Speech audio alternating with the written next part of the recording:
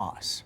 Comes a month after Parkland's massacre, more than 200 school shootings since the attack on Sandy Hook Elementary. And now there is renewed interest in something called active shooter insurance in schools as a way to protect themselves in case of a tragedy. New at 6, our Justin Page explains how the insurance works.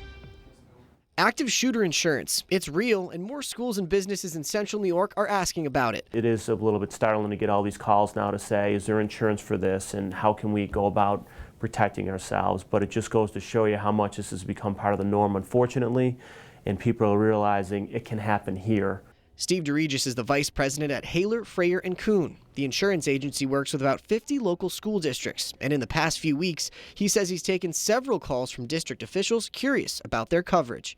Yes, carriers are now offering what they call active assailant coverage or active shooter coverage, which is just as covering that specific incident in terms of obviously injuries, property damage, but also crisis management coverage, counseling, employee training.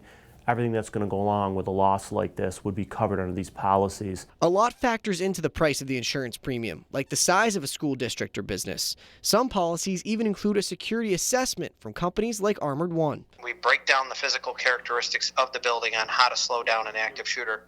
So that saves lives. When you can slow them down, speed up response time by the police, you're saving lives in an active shooter, and that also would reduce their liability against them.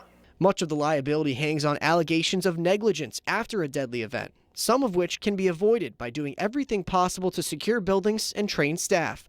DeRegis says these new policies are an unfortunate sign of the times. If you told me 10 years ago we'd have, active assailant coverage coming out as part of insurance programs, and there's a number of carriers that have these programs now, I wouldn't believe you. Reporting in Syracuse, I'm Justin Page. It is incredible. It's interesting in this day and age that we're seeing that. Well, everything gets insured eventually, and if it happens enough, it starts to make